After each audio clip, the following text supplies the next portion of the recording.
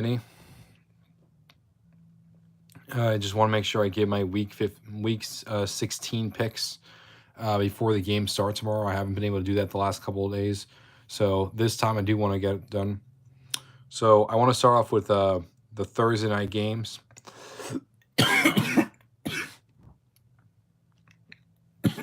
My bad. I'm going to start with a Thursday night game. We have the Jacksonville Jaguars traveling to New York to take on the Jets, of course. This will be Trevor Lawrence versus Zach Wilson, the top two picks of the 2021 NFL draft. If the Jets didn't decide to win a couple of their final games, they would have had Trevor Lawrence instead of the Jaguars, and now instead the Jets ended up with Zach Wilson, who looks like probably the worst quarterback from that draft class so far, unless Trey Lance ends up being even worse.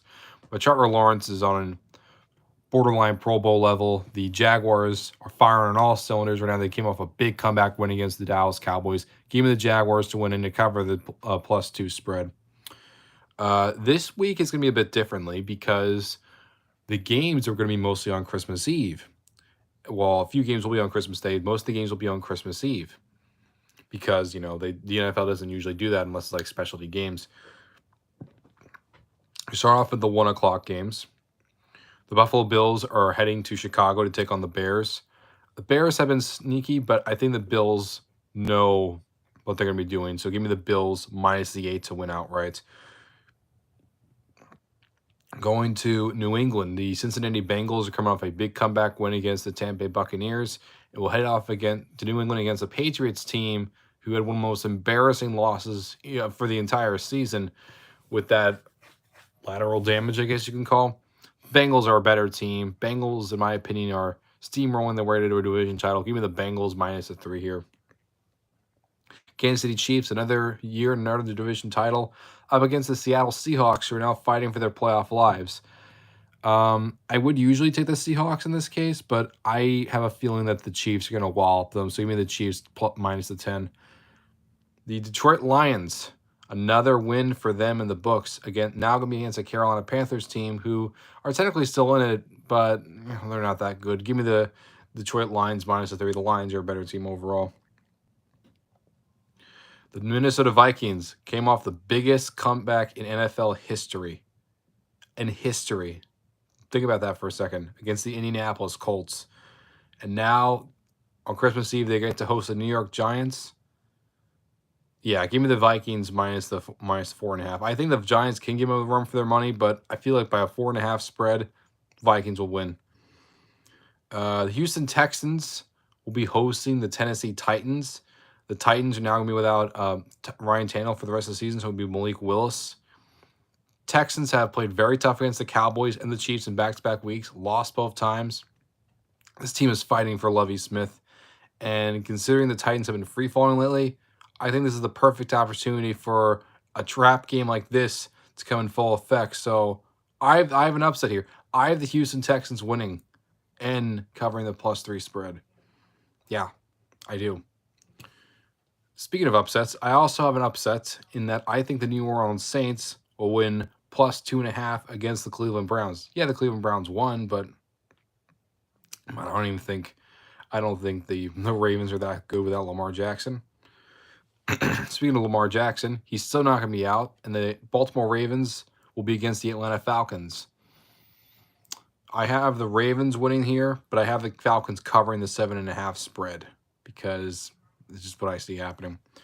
We only have 2 4 o'clock games this week. The San Francisco 49ers are against the Washington Commanders, and what could potentially be an actual game in the playoffs. Give me the Niners to win minus the 7 here. They're firing on all cylinders. They're a very complete team. Them and the Eagles. Speaking of the Eagles, they might be without Jalen Hurts, in which Gardner Minshew would start, and they'd be against the Dallas Cowboys, who just lost to the Jaguars. I have the Cowboys winning here, as it is in Dallas, but I have the Eagles covering the +5 spread. Now for the night game, in what should have been a day of celebration is now going to be a day of mourning, as unfortunately Franco Harris passed away at the age of 72. 50th anniversary of the Immaculate Reception. They're going to retire his number. Very, very sad. They should have done it ages ago, but I think they're going to win for their legend. Give me the Steelers to win minus the 2 here. Christmas Day games. 3 games on tap. 2 last year, 1 the year prior. I think this is going to be a tradition, just like Thanksgiving for the NFL, except no fixed opponents, which I like.